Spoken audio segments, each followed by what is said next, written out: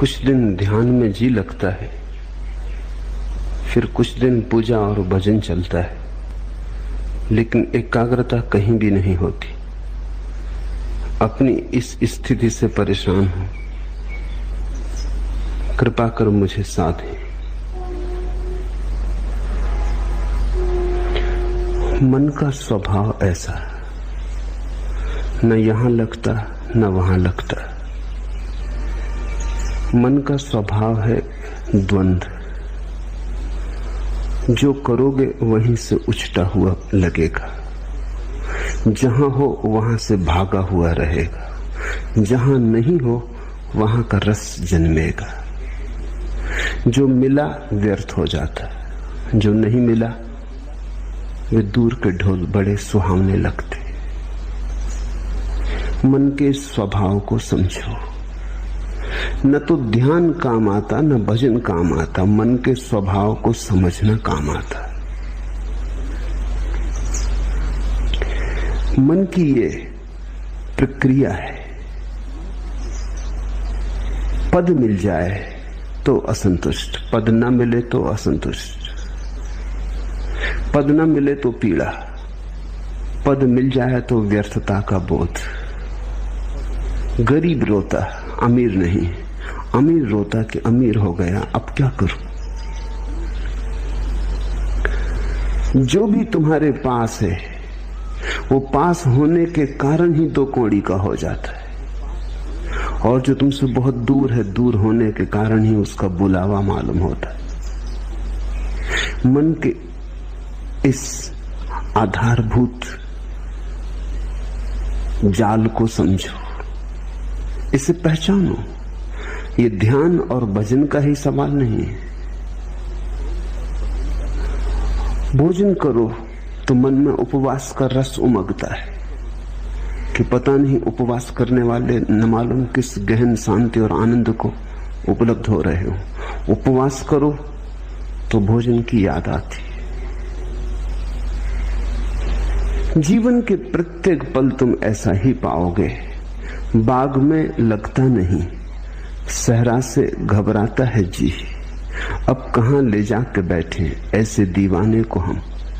बगीचे में बिठाओ तो लगता नहीं, मरुस्थल में ले जाओ तो घबराता है। बाग में लगता नहीं, सहरा से घबराता है जी। अब कहां ले जाके बैठे ऐसे दीवाने को हम। मन एक तरह का पागलपन है, एक तरह की विक्षिप्तता है। मन से मुक्त होना ही मुक्ति है। मन के पार होना ही स्वस्थ होना है।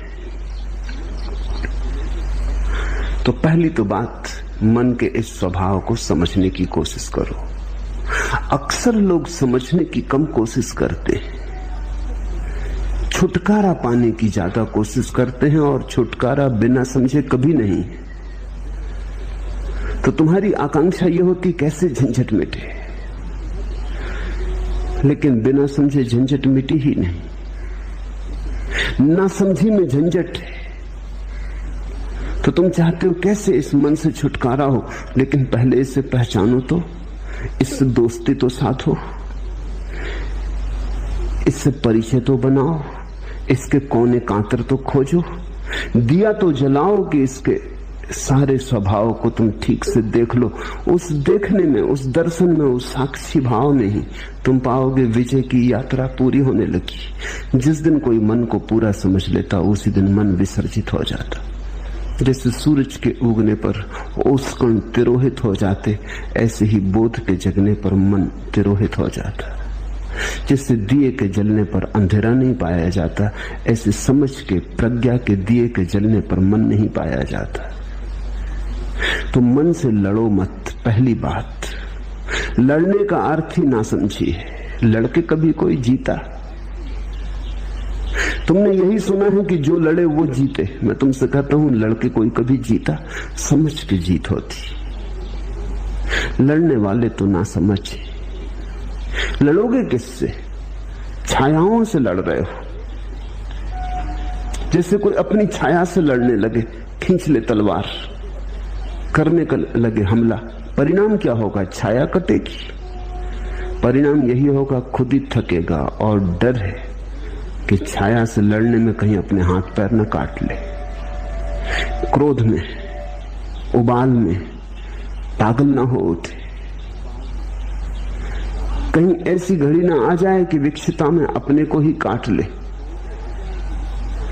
अक्सर मन के साथ लड़ने वाले ऐसी ही स्थिति में पड़ जाते। मन तुम्हारा है, तुम्हारी छाया है नहीं, बस छाया जैसा है। रोशनी बढ़ाओ, थोड़े जाग के मन को समझो। जब ध्यान करो मन कहे भजन में, तो जरा जाग के देखो, एक तरफ खड़े होकर देखो कि मन क्या कह रहा है। जब भजन करो और मन कहे ध्यान लगाओ, तब जाग के देखो कि मन क्या कह रहा है। इसकी चालबाजियां पहचानो, इसकी कूटनीति पहचानो। मन बड़ा राजनीतिज्ञ है, ये तुम्हें भटकाए रहता है, ये तुम्हें चलाए रहता है। और तुमने ध्यान करके भी देख लिया, वहां भी नहीं लगा, और तुमने भजन करके भी देख लिया, वहां भी नहीं लगा। तो अब ये तो समझो कि मन कहीं लगेगा ही नहीं। मन का लगना धर्म नहीं, ना लगना मन की आदत है। कहीं लगता नहीं, जो नहीं लगता वही मन है। तो अब जब मन तुमसे कहे कि ध्यान करो, क्या भजन में पड़े हो, तो जाग के देखना कि ये फिर वही मन जो कहीं नहीं लगता, भजन में भी नहीं लगा था। तब इसने कहा था ध्यान करो, अब कहता है भजन करो। पहले कहा संसार में उलझे रहो, फिर कहा संन्यास ले लो।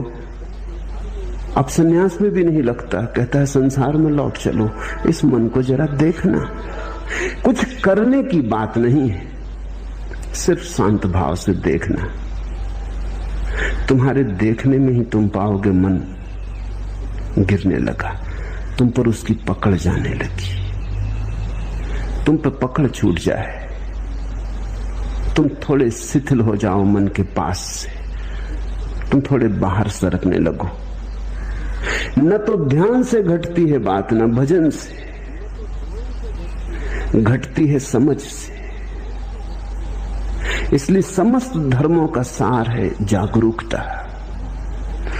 प्रश्नकर्ता पूछता है एकाग्रता नहीं बनती, एकाग्रता की खोज ही गलत है, जागरूकता खोजो। एकाग्रता की खोज तो फिर मन के ही सिक्कों में फंसे। ये मन ही है जो कहता है एकाग्र बनो। ये तुम्हें असंभव चीजें करने को देता है, फिर वो नहीं होती तो तुम हारे थके परेशान हो जाते हो। एकाग्रता की कोई जरूरत ही नहीं है। थोड़ा जीवन की गणित की व्यवस्था के सूत्र समझने चाहिए। पहला सूत्र, जब भी मन नहीं होता तब तुम एकाग्र होते हो। कभी अपने काम में पूरे संलग्न, चाहे बुहारी लगा रहे हो घर में, लेकिन पूरे संलग्न। अचानक तुम पाते हो मन नहीं, संगीत सुनते संलग्न, मन नहीं है। चित्र बनाते, किसी भी घड़ी जब तुम पाते हो कि मन नहीं है, तुम ही हो, तो एकाग्रता अपने आप घटती है। एकाग्रता घटाई नहीं जा सकती। एकाग्रता मन की तन्मयता का परिणाम है। जब मन डूबा होता है तब तुम एकाग्र होते हो, जब मन उभर आता है तब तुम अनेकाग्र हो जाते हो। मन तुम्हें अनेक में बांट देता है, खंड खंड कर देता है। अब तुम चेष्टा कर रहे हो एकाग्र होने की। एकाग्र होने की चेष्टा और झंझट लाएगी, क्योंकि करोगे किससे चेष्टा तुम एकाग्र होने की? मन से ही करोगे। सब चेष्टा मात्र मन से होती। अब तुम एक ऐसे काम में लगे हो जैसे कोई आदमी अपने जूते के बंद खींच खींच के खुद को उठाने की कोशिश करे। खुद को कैसे उठाओगे? जूते के बंद खींच के थोड़े बहुत उछल कूद लो, फिर बार बार जमीन पर पड़ जाओगे। ये असंभव चेष्टा है। मन कभी एकाग्र नहीं होता। जब एकाग्रता होती तो मन नहीं होता। तो तुम मन के द्वारा एकाग्र होने की चेष्टा ही छोड़ो। तुम तो छोटे छोटे कामों में रस लो। रस का परिणाम है एकाग्रता। बुहारी लगाओ तो ऐसे लगाओ जैसे भगवान के मंदिर में लगा रहे हो, चाहे घर तुम्हारा ही हो, है तो भगवान का ही मंदिर। भोजन करो तो ऐसे ही करो जैसे भगवान को ही भोग लगा रहे हो। भोजन तो तुम ही कर रहे हो, लेकिन अंततः तो भगवान को ही लग रहा भोज। वही तो तुम्हारे भीतर आके भूख बना, उसी ने तो तुम्हारी भूख जगाई। वही तो तुम्हारे भीतर भूखा है, उसके लिए तो तुम भोजन दे रहे हो। रस जगाओ, एकाग्रता की बात मत उठाओ। रस का सहज परिणाम एकाग्रता है। जो करते हो उसे रसपूर्ण ढंग से करो, उसमें डुबकी लो। छोटे और बड़े काम नहीं है दुनिया में। जिस काम में तुम डुबकी ले लो वही बड़ा हो जाता है। बुहारी लगाने में डूब जाओ वही बड़ा हो जाता है। कबीर कहते हैं, खाऊं पियूं सो सेवा, उठूं बैठूं सो परिक्रमा। मेरा उठना ही बैठना उस परमात्मा की परिक्रमा है, और जो मैं खाता पीता हूं यही उसकी सेवा है। रस, मेरे देखे अधिक लोगों के जीवन का कष्ट यही है कि वो जीवन में कहीं भी रस नहीं ले रहे हैं। जो भी कर रहे हैं बेमन से कर रहे हैं क्योंकि करना है, खींच रहे हैं। जैसे बैलगाड़ी में जुते बैल, ऐसा जीवन को खींच रहे हैं, नाचते हुए, उमंग से भरे हुए नहीं। अगर तुम कोई ऐसे काम में लगे हो जिसमें तुम रस ले ही नहीं सकते तो बदलो वो काम। कोई काम जीवन से ज्यादा मूल्यवान नहीं। अक्सर ऐसा हुआ है, हो रहा है कि लोग ऐसे काम में उलझे हैं जो उनमें रस नहीं जगाता। किसी को कवि होना था, वो जूते बेच रहा है, बाटा की दुकान पर बैठा है, और जिसको बाटा की दुकान पर बैठ रहा था वो कविता कर रहा है, तो उसकी कविता में जूते की पालस की गंध आती आएगी ही।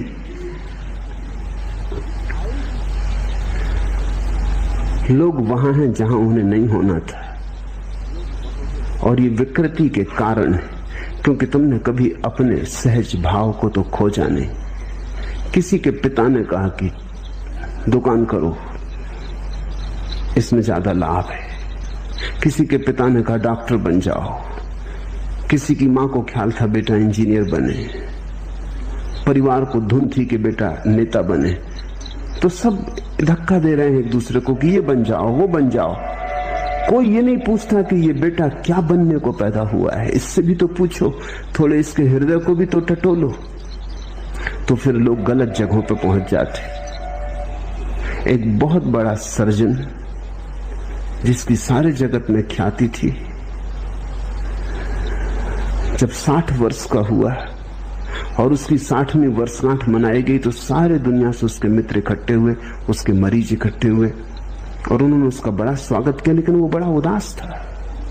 उसके स्वागत में नृत्य का आयोजन किया गया था। तो जब लोग नृत्य करने लगे और वो सर्जन देखता रहा तो उसकी आंख से आंसू टपकने लगे। तो उसके पास बैठे उसके मित्र ने पूछा, क्या मामला है? हम सब तुम्हारी वर्षगांठ पे इकट्ठे हुए प्रसन्नता से। ये नृत्य तुम्हारे स्वागत में होता, तुम रोते क्यों हो? तुम्हारी आंख में आंसू क्यों है? तुम किस पीड़ा से भीग गए हो? उसने आंसू पोंछ लिए। उसने कहा कि नहीं, वो कोई बात नहीं। पर मित्र ने जिद की, कहा कि क्या तुम्हें कोई जीवन में विफलता मिली? तुम जैसा सफल आदमी नहीं, तुमने जो ऑपरेशन किया सफल हुआ। तुम्हारे जैसा कुशल सर्जन दुनिया में नहीं, फिर क्या? लेकिन उसने कहा, मैं कभी सर्जन होना ही नहीं चाहता था।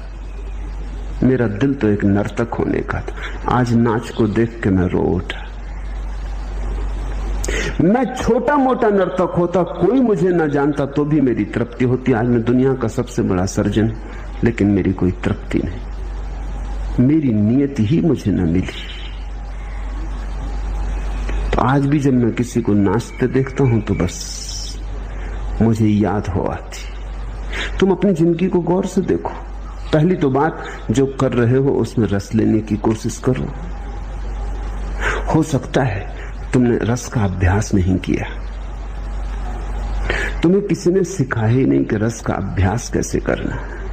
रस के अभ्यास का पहला सिद्धांत है कि जो भी कर रहे हो इसका परिणाम मूल्यवान नहीं है, तुम्हें यही सिखाया गया कि परिणाम मूल्यवान है। तुम करते हो इससे 10 रुपए मिलेंगे कि 1000 रुपए कि लाख रुपए मिलेंगे। लाख रुपए में मूल्य है, परिणाम में मूल्य है। रस का सिद्धांत है जो तुम कर रहे हो वो अपने आप में मूल्य है, अंतर्निहित है मूल्य। 1000 मिलेंगे 10,000 मिलेंगे वो बात गौण है। करने में जो डुबकी लगेगी वही बात महत्वपूर्ण है। अगर डूब गए तो मिल गए करोड़ों, अगर न डूबे और करोड़ों भी मिले तो कुछ भी न मिला। वो समय व्यर्थ गया जो बिना डूबे गया, वो दिन व्यर्थ ही बीते जो बिना डूबे बीते। जब रस धार न बही तो तुम जिए न जिए बराबर। रस विमुग्धता में ही जीवन है। तो पहली तो बात जो कर रहे हो, तुमसे नहीं कहता कि जल्दी बदलने में लग जाना, क्योंकि हो सकता है तुम अपना काम भी बदल लो और रस ना आए, क्योंकि रस आने की तुम्हारी आदत ही ना रही हो, तुमने रस बनाने की बात ही ना बनाई हो। तो पहले तो जो कर रहे हो उसमें रस लेने की कोशिश करना। 100 में 50 मौके तो ऐसे हैं कि तुम उसी में रस ले पाओगे। रस लेते ही एकाग्रता हो जाएगी। देखा स्कूल में छोटे बच्चे पढ़ते, बाहर चिड़िया गुनगुनाने लगी गीत, बच्चा एक टक होकर सुनने लगता है। शिक्षक डंडा पीटता है टेबल पर कि यहां ध्यान दो, एकाग्रता करो। एकाग्रता बच्चा कर ही रहा है, मगर शिक्षक में नहीं कर रहा। ये बात सच है। ये ब्लैक बोर्ड पर नहीं कर रहा, ब्लैक बोर्ड पर लिखे अक्षरों पर नहीं कर रहा। लड़का तो एकाग्रता कर ही रहा है, एकाग्रता तो हो ही रही। वो जो चिड़िया गीत गा रही वो उसे सुन रहा है। शिक्षक कहता एकाग्रता करो, मन को ऐसा विचलित मत करो। बात बिल्कुल गलत कह रहा है शिक्षक। शिक्षक उसके मन को विचलित करने की कोशिश कर रहा है। वो एकाग्र है। अगर कोई बाधा न दे तो ये सारा संसार थोड़ी देर के लिए मिट जाएगा। वो चिड़िया की गुनगुनाहट होगी, उसका गीत होगा, इस बच्चे की भावदशा होगी, और ये एक बात सीख लेगा रस की। रस चूंकि उसे चिड़िया के गीत में आ रहा है इसलिए एकाग्र हो गया है। उसी कक्षा में ऐसे बच्चे भी होंगे जिन्हें रस गणित के सवाल में आ रहा है, वो वहां एकाग्र हो गए। हमें लोगों को एकाग्रता नहीं सिखानी चाहिए, उनका रस देखकर उन्हें दिशा देनी चाहिए। जो बच्चा गणित को सुन के एकाग्र हो गया, बाहर भौंकते कुत्ते, लड़ती बिल्लियां, गीत गाती चिड़ियां, रास्ते पे बैठे मदारी की बीन कुछ नहीं सुनाई पड़ती, ये बच्चा आइंस्टीन होने को पैदा हुआ है। इसकी एकाग्रता ही खबर देती है। अब इस बच्चे से तुम कहो कि चिड़ियां गीत गा रही उन पे एकाग्रता करो, ये ना कर पाएगा, ये संभव नहीं होगा। हमें देखना चाहिए कि कहां हमारी एकाग्रता है, वही हमारा जीवन है। मगर आज अचानक जीवन बदलने का तुम्हारे हाथ में उपाय नहीं। आज तो पहचानने का भी उपाय नहीं कि कहां तुम्हारी एकाग्रता होती। तुम तो भूल ही गए, तुम्हारे जीवन की सारी व्यवस्था उल्टी सीधी हो गई। दूसरों ने तुम्हें चला दिया, दूसरों ने तुम्हें मार्ग दे दिया, दूसरों ने तुम्हें दिशा और आदर्श दे दिए, तुम्हें पूरी तरह भरमा दिया है। पहले तो जो काम कर रहे हो उसमें रस लेने की आकांक्षा जगाओ। जो काम कर रहे हो उसे इतने भाव से करो, इतनी मगनता से करो कि उससे अतिरिक्त ऊर्जा बचे ही नहीं विघ्न बाधा डालने को। एकाग्रता का और क्या अर्थ होता है? एकाग्रता कोई जबरदस्ती थोड़ी, एकाग्रता बड़ी स्वाभाविक घटना है। अब तुम यहां मुझे सुन रहे हो, जिनको मेरी बात में रस आ रहा है वो एकाग्र है। एकाग्रता कर थोड़ी रहे हो, एकाग्रता हो रही है, इसे समझने की कोशिश करो। तुम्हारे करने की थोड़ी बात है। तुम थोड़ी के बैठे हो सब मांसपेशियों को खींच के और आंखें मुझ पे गड़ा के और चेष्टा कर रहे हो कि एकाग्रता। ऐसी एकाग्रता करोगे तो तुम सुन ही ना पाओगे जो मैं कह रहा हूं। एकाग्रता सहज है, तुम्हें रस आ रहा है, उसी रस कारण तुम चल आए हो, उसी रस के कारण तुम रोज चलते आए हो, वही रस तुम्हें लाता रहा है। रस है तो एकाग्रता है, तो तुम रस को जगाओ, एकाग्रता की बात ही छोड़ दो। अगर रस जगे ही ना तो फिर समझो, फिर हिम्मत करो, साहस करो, बदलो उस व्यवस्था को जिसमें रस नहीं जगता। हो सकती वो व्यवस्था तुम्हारे लिए नहीं। तो दरिद्र हो जाना बेहतर है समृद्ध होने की बजाय। सड़क का भिखारी हो जाना बेहतर है सम्राट होने की बजाय, अगर रस आ जाए, क्योंकि रस ही सम्राट बनाता है। तो कभी कभी तुम किसी भिखारी के चेहरे पर ऐसी आभा देखोगे जो सम्राटों के चेहरों पर नहीं दिखती। रस विमुग्ध है, वो अपने काम में लीन है। रथचाइल्ड ने अपनी आत्मकथा में लिखा है कि एक भिखारी आया, 5 बजे सुबह उसका दरवाजा खटखटाने लगा। वो बड़ा नाखुश हुआ। 5 बजे सुबह नींद से भरे उसको उठाया। वो बड़ा झल्लाता हुआ बाहर आया। ऐसे वो देना पसंद करता था, दान उसका रस था। लेकिन ये कोई वक्त है? तो उसने भिखारी को कहा, सुनो जी, ये कोई समय है? भिखारी ने कहा कि आप भी सुनो, आप बैंकिंग का धंधा करते हो, मैं कोई सलाह तो देता नहीं, ये हमारा धंधा है, इसमें हम सलाह किसी की मानते नहीं। रथचाइल्ड ने प्रकाश जलाया कि इस आदमी को देखना चाहिए जो दुनिया के बड़े से बड़े करोड़पति को कह सकता है कि सुनो, तुम बैंकिंग का धंधा करते हो, हम तुम्हें कभी सलाह देते नहीं, हमारी सलाह का कोई मतलब भी नहीं, क्योंकि हमें कोई अनुभव भी नहीं, तुम हमें सलाह मत दो, हम जन्मजात भिखारी। उस आदमी के चेहरे को देखा, वो बड़ा प्रसन्न आदमी था। रथचाइल्ड ने लिखा, मैं मंत्र मुक्त हो गया। ये हिम्मत भिखारी की नहीं, सम्राट की होती। रथचाइल्ड को ऐसा कहना जिसके पास भीख मांगने आए कि चुप, सलाह मत देना, मेरे धंधे को मैं भली भांति जानता हूं।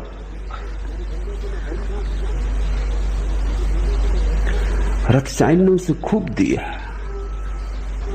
और कहा, मैं खुश हुआ इस बात से कि कोई आदमी अपने भिखमंगेपन की भी इतनी प्रतिष्ठा रखता है। कभी तुम्हें राह का भिखारी भी प्रसन्न मिल सकता है। प्रसन्नता का कोई संबंध इससे नहीं कि तुम्हारे पास क्या है। जो भी तुम्हारे पास है उसमें अगर रस है तो प्रसन्नता है। तुम अगर हाथ के भिक्षा पात्र को भी गीत गुनगुनाते हुए ढो रहे हो तो आनंद है, और तुम्हारे पीछे स्वर्ण रथ चल रहे हैं और तुम मुर्दा बुझे तो कुछ अर्थ नहीं। एकाग्रता मत पूछो, यद्यपि तुम्हें यही सिखाया गया है स्कूल से लेकर विश्वविद्यालय तक, और तुम्हारे तथाकथित धर्म गुरु भी तुम्हें यही सिखाते हैं कि एकाग्रता। मैं तुमसे कहता हूं रस मग्नता, वो शब्द हटा दो, क्योंकि वो शब्द सीधा काम का ही नहीं है। एकाग्रता जरूर आती है मगर परिणाम की तरह आती। एकाग्रता साधन नहीं है। जहां रस लोगे वहीं घट जाती, रस के पीछे बंधी चली आती, रस की छाया है। तो तुम कहीं भी रस लो, अगर मंदिर में रस ना आता हो, फिक्र छोड़ो, फिर मंदिर में परमात्मा तुम्हारे लिए नहीं घटेगा। जहां रस ही नहीं है वहां एकाग्रता नहीं होगी, एकाग्रता नहीं होगी, परमात्मा कहां होने वाला है। अगर तुम्हें बांसुरी के गीत में रस आता है तो वहीं तुम्हारा परमात्मा तुम्हें मिलेगा। अगर नर्तक की पायलों में तुम्हें रस आता है तो तुम्हारा परमात्मा वहीं नाचेगा। तुम्हारे परमात्मा की खोज तुम्हारे रस से ही तय होगी। रसो वैसा, उस परमात्मा का स्वभाव रस है। किसी शास्त्र ने नहीं कहा कि परमात्मा का स्वभाव एकाग्रता है। सच्चिदानंद वो रस की बात है। तुम्हें जहां आ जाए रस, जहां आ जाए आनंद, जहां उमंग उठे, जहां तुम खिल उठो, फिर वो कुछ भी हो, चाहे खेल हो, तो प्रार्थना बन गई। और ऐसे तुम बैठे बैठे प्रार्थना करते रहो, भजन करते रहो, ध्यान करते रहो, और रस उमगे नहीं, मेघ मलार बजे नहीं, हृदय गुनगुनाए नहीं। ऐसे तुम करते चले जाओ जबरदस्ती, यंत्रवत। करनी चाहिए कर्तव्य बस। लोग कहते हैं इससे रस मिलेगा इसलिए कर रहे हैं, नहीं, जहां रस मिलता है वहीं परमात्मा आता है। इसलिए मैं तुमसे कहता हूं कि मेरे पास तुम्हें देने के लिए कोई अनुशासन नहीं है, क्योंकि अनुशासन कोई भी होगा पराया होगा, दूसरे का होगा। तुम्हें अपना अनुशासन खोजना पड़ेगा। प्रत्येक व्यक्ति को अपना मार्ग खोजना पड़ेगा। मैं इशारे देता हूं, उन इशारों से तुम अपना मार्ग समझने की कोशिश करो। कबीर ज्ञान को भी उपलब्ध हो गए तो भी कपड़ा बुनते रहे। जुलाहापन उन्होंने छोड़ा नहीं। किसी ने पूछा कि अब तो आप बंद करें, कभी सुना नहीं कि कोई बुद्ध पुरुष और कपड़े बुनता रहा और जुलाहा बना रहा और बाजार में कपड़े बेचने जाता रहा, आप तो छोड़ो। लेकिन कहते हैं कबीर ने कहा, इसी कपड़े के बुनने ने तो मुझे परमात्मा से मिला है, इससे कैसे छोड़ दूं? ये मेरी प्रार्थना, ये मेरी पूजा, ये मेरी अर्चना। झीनी झीनी बीनेरी चदरिया, वो जुलाहे का गीत है, कोई और दूसरा तो गा भी नहीं सकता। बुद्ध कैसे गाएंगे? बुद्ध ने कभी चदरिया बीनी नहीं, उन्हें कुछ पता भी नहीं। महावीर कैसे गाएंगे? चदरिया थी वो भी छोड़ दी। उनसे तो पूछो कैसी छोड़ी रे चदरिया, तो बता सकते। लेकिन कबीर ने बुन बुन के पाया। वो ताने बाने चादर के बुनते बुनते उनका ध्यान फला, वहीं रस विमुक्त हुए। पर कैसे पाया उन्होंने? क्योंकि हमें बुद्ध की बात समझ में आ जाती है कि दूर बोधि वृक्ष के नीचे ध्यान में बैठे हुए, कि महावीर वनों में पर्वतों में एकांत में 12 वर्ष मौन में खड़े हुए। कबीर कपड़ा बुन बुन के पा लिए, रस से बुना होगा। कबीर कहते थे राम के लिए बुन रहा हूं। सभी ग्राहकों में राम देखते थे। जब अपना कपड़ा बुन के वो काशी के बाजार में बेचने जाते, कोई मिल जाता रास्ते में, कहां जा रहे हो, तो वो कहते राम आए होंगे, उनको जरूरत है, कपड़ा बुन के लाया हूं, बड़ा बढ़िया बुना है, राम को देने जा रहा हूं। जब कोई ग्राहक उनसे कपड़ा खरीदता तो वो कहते संभाल के रखना राम, बड़ी मेहनत से बुना है, बड़े रस से बुना है। कपड़ा ही नहीं है, पीढ़ी दर पीढ़ी चले ऐसी मजबूती से बुना है। अपने प्राण ऊंडेले। तो जिसको ग्राहक में राम दिखाई पड़े, अब उसे किसी बोधि वृक्ष के नीचे जाने की जरूरत न रही। सभी लोग बोधि वृक्ष के नीचे जा भी नहीं सकते, और अच्छा है कि जाते नहीं तो बड़ी झंझट खड़ी हो जाए। एकाध बुद्ध बोधि वृक्ष के नीचे बैठता है, चलता है, एकाध महावीर मौन खड़ा हो जाता है, चलता है। लेकिन सभी ऐसे खड़े हो जाएं तो जीवन बड़ा विरस हो जाएगा। अधिक को तो कबीर जैसा होना पड़ेगा, अधिक को तो गोरे जैसा होना पड़ेगा। गोरा कुम्हार बस घड़े बनाता रहा, और घड़े बनाते बनाते खुद को भी बना लिया। और रैदास जूते सीते सीते, जूते बनाते बनाते पहुंच गए। तो तुम जो कर रहे हो उसमें रस डालो, ऊंडेलो रस। वहीं तुम्हारा भजन, वहीं तुम्हारा ध्यान। अगर तुम्हारी सारी चेष्टाएं असफल हो जाएं तो फिर साहस करो, तो फिर तुम गलत जगह हो। तुम कुछ ऐसी जगह बहने की कोशिश कर रहे हो जो चढ़ाव पर है। तो नदी चढ़ाव पर तो नहीं बहती, ढाल पर ही बह सकती है। रस धार भी ढाल पर ही उतर के बह के मिलता है। तो फिर बदलो, इसलिए साहस की जरूरत है। पहले सारी चेष्टा कर लो, और फिर तुम्हें लगे कि नहीं, इस ढंग से मेरे लिए परमात्मा से मिलन नहीं हो सकेगा, तो बदलो। उस बदलाहट को मैं संन्यास कहता हूं। बदलने की हिम्मत रखो। एक आदमी 40 साल तक लंदन के बाजार में दलाल का काम करता रहा। बड़ा सफल आदमी था, खूब कमाई थी, सब तरह का सुख था। किसी ने कभी सोचा भी न था एक रात वो घर से नदारद हो गए। पत्नी भी भरोसा ना कर सकी, बेटे भी भरोसा ना कर सके, मित्र भी भरोसा ना कर सके, काम धंधे में जो लोग संबंध था वो भी भरोसा ना कर सके, क्योंकि ना तो वो आदमी कभी किसी और स्त्री के संग में देखा गया था कि पत्नी सोच भी सके। कि वो किसी स्त्री के साथ भाग गया, न उसके कोई धार्मिक रुझान थे कि वो कोई किसी जाके आश्रम में सन्यासी हो गया होगा, न कोई दुख था कि आत्महत्या कर ली होगी। सब भांति सुखी संपन्न आदमी था, जिसको हम सुखी संपन्न कहते, वैसा आदमी था, सब ठीक ठाक था।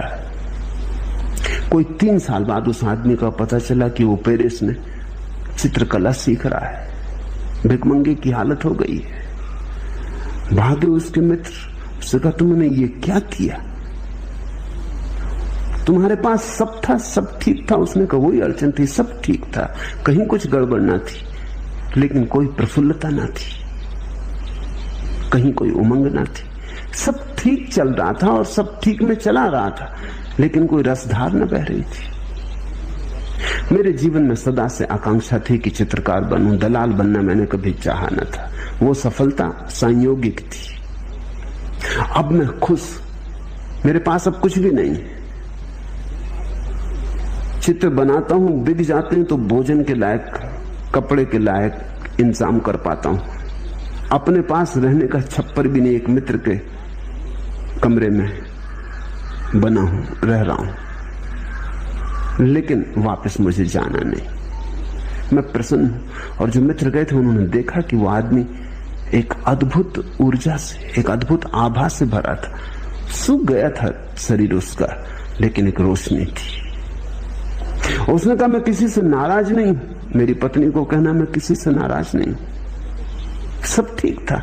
मैं बिल्कुल जैसा जिसको हम सुखी संपन्न कहते हैं वैसा आदमी था। मेरे बच्चे ठीक हैं, मेरे बेटे ठीक हैं, मेरी पत्नी ठीक है, सब ठीक था। लेकिन सब ठीक से कहीं कुछ होता, ठीक से कुछ ज्यादा चाहिए।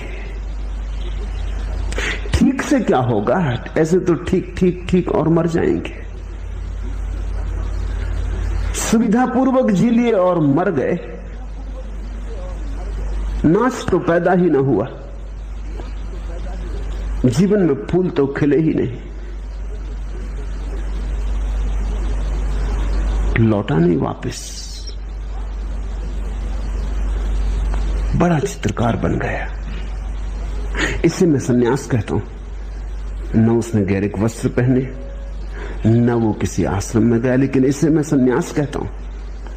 सन्यास का अर्थ हुआ साहस इस बात का कि अगर दिखाई पड़े कि मेरा जीवन मरुस्थल में खोया जा रहा है,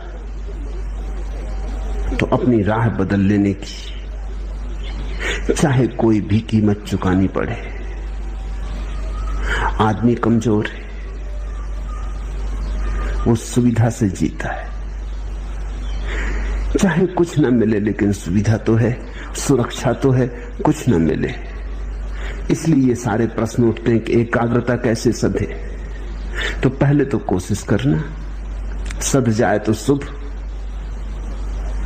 चेष्टा करने से 50% मौके हैं सध जाएगी, न सधे तो हिम्मत करना, देर मत लगाना, क्योंकि जिंदगी रोज हाथ से सरकी जाती। जिंदगी उन्हीं की है जो हिम्मत से जिंदगी को बदलने के लिए तैयार होते, नहीं तो जिंदगी बह जाती चिकने घड़े के ऊपर, जैसे वर्षा का जल बह जाता, कुछ भरता करता नहीं, या उल्टे घड़े पर जैसे वर्षा गिरती रहती, टप टप बहुत आवाज शोरगुल मचता, लेकिन घड़ा खाली खाली रहता, उल्टा रखा है। तो जरा गौर से देखना, तुम्हारा घड़ा अगर भरता ना हो